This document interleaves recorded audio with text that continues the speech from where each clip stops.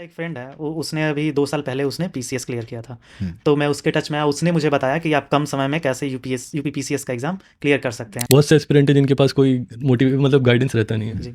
और वो जब ये प्रिपरेशन स्टार्ट करते हैं तो उन्हें क्या पॉइंटर्स याद रखने चाहिए और क्या स्ट्रैटेजी फॉलो करनी चाहिए। मैक्सिमम टॉपर्स जो टॉप करते हैं उनके वीडियोस आती हैं। हाँ। तो उनके वीडियोस को देख के आप कम से कम एक बुक लिस्ट प्रिपेयर कर सकते हैं। जब मेरा सेकंड अटेम्प्ट में यूपीएससी का मेंस नहीं हुआ था, तो मेरे दिमाग में ये था कि अब मैं चलता हूँ और मैं या तो प्राइवेट जॉब या असिस्टेंट प्रोफेसर जो मेरी पीएचडी थी उस बेसिस पे मैं चलता हूँ, अब जॉब करता हूँ। लेकिन मेरे दोस्तों ने ही और मेरे ये फ्रेंड्स जो मेरे मेंटर भी हैं एक तरीके से, इन्होंने ही मुझे रोका कि हम काफ़ी आगे आ चुके हैं इस रोड पे और अब यहाँ परसिवरेंस की बात है, थोड़ी देर और रुकेंगे तो शायद कुछ अच्छा रिजल्ट आएगा।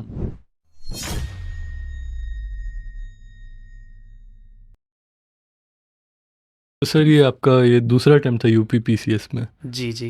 तो ये आपने दूसरे अटेम्प्ट में ये क्रैक कर लिया। जी ये मेरा दूसरा अटेम्प्ट था।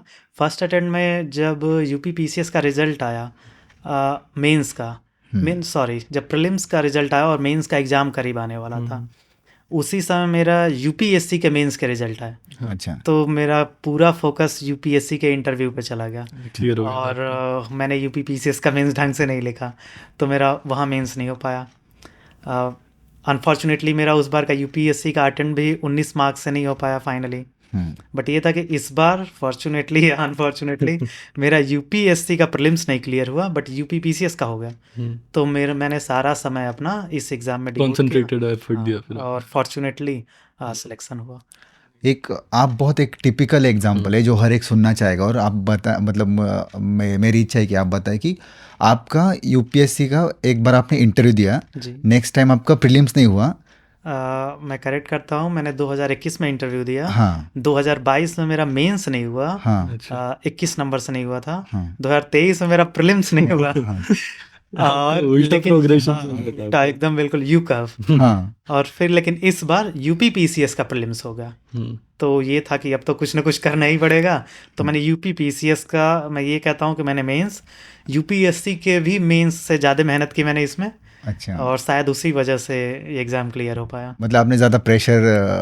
हाँ, मैंने सोचा कि अब कुछ गड़बड़ नहीं होना चाहिए, कुछ भी कर दो, ये एग्ज़ाम तो क्लियर करना ही है, नहीं तो फिर कॉन्फिडेंस बहुत लो हो जाता और शायद आगे यूपीएससी में भी मैं अच्छा नहीं कर पाता। तो इस वजह से ये एग्ज़ाम क्लियर करना बहुत ज़रूरी था। सर आज का पॉडकास्ट अपन लोग यूपी पीसीएस पे ही फोकस रखेंगे, है ना, यूपीएससी को छोड़ के। ठीक है। तो यूपी पीसीएस का आपने कैसे स्टार्ट किया था जो प्रिपरेशन? आ, या ये ट्रांजिशन कैसा था यूपीएससी टू यूपीपीसी?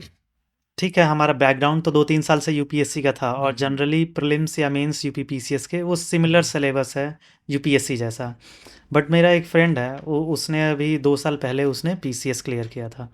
तो मैं उसके टच में आया, उसने मुझे बताया कि आप कम समय में कैसे यूपी पीसीएस का एग्ज़ाम क्लियर कर सकते हैं। जैसे कुछ खास तरीके की बुक्स होती हैं जो आपको यूपी पीसीएस के लिए पढ़नी पड़ती हैं। कैसी मतलब ना? जैसे कि घटना चक्र की बुक आती है पूर्वावलोकन करके। तो उनके सब्जेक्ट वाइज होते हैं, economics, geography, politics, current affairs. तो उसने मुझे बताया कि इसको कैसे पढ़ना है। वो मोटी मोटी बुक्स हैं लेकिन उसमें फोकस कुछ खास सेक्शन में ही करना है। तो वहाँ मैंने यूपी पीसीएस के लिए उन टॉपिक्स के लिए घटना चक्री पूर्वावलोकन देखी। बाकी घटना चक्री की एक मंथली मैगजीन भी आती है, तो हाँ, तो वो मंथली मैगजीन भी मैंने 6-7 महीने फॉलो किए और कुछ मेरे उस फ्रेंड्स ने अपने बनाए हुए नोट्स भी दे दिए। तो इन तीनों की वजह से प्रीलिम्स हो पाया। और एक बार प्रीलिम्स हुआ तो फिर मेंस में जीएस के चारों पेपर सेम है, यूपीएससी और यूपी पीसीएस के। तो तैयारी अपनी सेम थी, मैंने टेस्ट सीरीज ज्वाइन किया, लिखे। और 2 नए पेपर इस बार आए थे यूपी पीसीएस में, ऑप्शनल को हटा दिया गया था और यूपी से रिलेटेड 2 नए पेपर आए थे। अच्छा।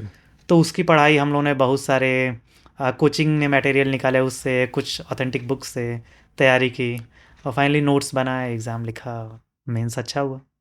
इसमें एक बस की एक आपने कहा कि आपको एक कोई दोस्त मिल गए जिन्होंने क्लियर की थी, तो वो जो रोल ऑफ मेंटरिंग है ना, वो कितने आपको इम्पोर्टेंट लगती है? क्योंकि गाइडेंस, राइट डायरेक्शन में मुझे लगा कि बहुत ही इम्पोर्टेंट है। ये अतिशयोक्ति नहीं होगी अगर मैं ये कहूँ कि उसकी वजह से ही मैंने यूपी पीसीएस का एग्ज़ाम दिया। नहीं तो जनरली यूपीएससी कैंडिडेट्स में ये होता है कि वो स्टेट पीसीएस को इग्नोर करते हैं। हाँ। बट उसने मुझे मोटिवेट किया और ये कहा कि अगर प्रीलिम्स क्लियर कर लोगे तो समझ लो तुम्हारी रैंक आएगी यूपी पीसीएस में। तो मैंने कहा ठीक है, पढ़ते हैं, और समय आ भी चुका था। उसने मुझे सपोर्ट किया, अपने नोट्स थे, खासकर मेंस में नोट्स थे, उसने काफ़ी हेल्प की। और रेगुलर हमारा इंटरेक्शन होता था, प्रीलिम्स, मेंस, इंटरव्यू हर समय। तो ये बहुत ज़रूरी है कि आप अपने आप को कुछ अच्छे कैंडिडेट से सराउंड करें जो आपको सपोर्ट करें, और अगर कोई ऐसा हो जिसने एग्ज़ाम क्लियर किया हो तो वो काफ़ी हेल्पफुल होता है। सही बात। सर एक चीज़ बोलना चाहूँगा, जैसे आपके पास तो मेंटर मतलब दोस्त था आपका जो कि बहुत अच्छा गाइडेंस है, बहुत से एस्पिरेंट है जिनके पास कोई मतलब गाइडेंस रहता नहीं है, जी। और वो जब ये प्रिपरेशन स्टार्ट करते हैं तो उन्हें क्या पॉइंटर्स याद रखने चाहिए और क्या स्ट्रेटजी फॉलो करनी चाहिए, बुक लिस्ट, सोर्सेज, जी। कोचिंग वगैरह जो भी है, क्या फॉलो करना चाहिए? अभी क्या है कि इस समय मैक्सिमम टॉपर्स जो टॉप करते हैं उनके वीडियोस आती हैं, हाँ, तो आप उनको देख आपके के भी उसी में ही है। भी उसी में। तो उनके वीडियोस को देख के आप कम से कम एक बुक लिस्ट प्रिपेयर कर सकते हैं कि ये बुक लिस्ट होगी। और फिर वो अप्रोच भी बताते हैं कि भाई ठीक है, पहले मेंस पे फोकस कीजिए, साल, 1.5 साल, साल सवा 1 साल, फिर उसके बाद प्रीलिम्स का समय आएगा तो 3 महीने प्रीलिम्स पे दीजिए, फिर प्रीलिम्स और मेंस के बीच क्या करना है। तो जनरली आजकल मतलब इन्फॉर्मेशन, पढ़ाई से रिलेटेड बुक लिस्ट या अप्रोच क्या होनी चाहिए, ये सारी चीज़ें अवेलेबल है। और नहीं होती हैं तो बहुत सारे कोचिंग भी हैं जो आजकल मेंटरशिप देती हैं, आप ऑनलाइन उनको ज्वाइन कर सकते हैं। इवन अगर किसी भी जिस स्टूडेंट ने एग्ज़ाम क्लियर किया है, अगर उसका नंबर या ईमेल कहीं से मिल जाए, आप उनको भी कांटेक्ट करते हैं तो मुझे लगता है कि वो बिल्कुल हेल्प करेंगे। एक जेन्युइन कैंडिडेट की हेल्प हर कोई करता है। इसमें एक रोल ऑफ जो आपने कहा कि कोचिंग में जो मेंटरशिप होते हैं, आजकल लोग बहुत कोचिंग को गाली भी देते हैं कि माफिया टाइप है, लेकिन मुझे एक पॉजिटिव साइड भी है कि उनकी जो मेंटरशिप है, अगर वहाँ पे आपको राइट मेंटरशिप मिल गया तो आपको कितना वो मतलब आगे ले जा सकता है। मुझे लगता है बहुत ही इंपॉर्टेंट है, क्योंकि वही होगा कि अगर आप सही डायरेक्शन में जा रहे हैं तो आप उसी एम को 1.5-2 साल फर्स्ट अटेम्प्ट या सेकंड अटेम्प्ट में अचीव कर सकते हैं। और अगर आप रॉन्ग डायरेक्शन में शुरू से ही चले गए या खुद से ही नेविगेट करना शुरू किया तो काफ़ी समय लग सकता है, 5-6 साल लग सकते हैं। तो बहुत ज़रूरी है राइट काइंड ऑफ मेंटरशिप।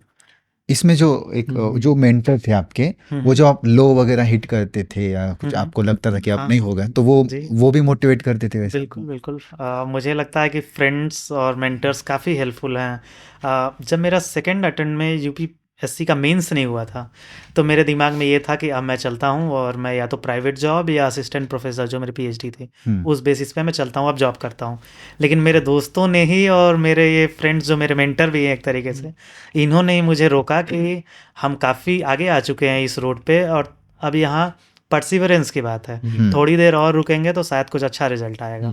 और फाइनली हुआ, कम से कम मुझे एक काफ़ी अच्छे रिजल्ट, शायद वो आपको जानने लगे थे कि इसका टाइम पोटेंशियल भी दिख जाता है।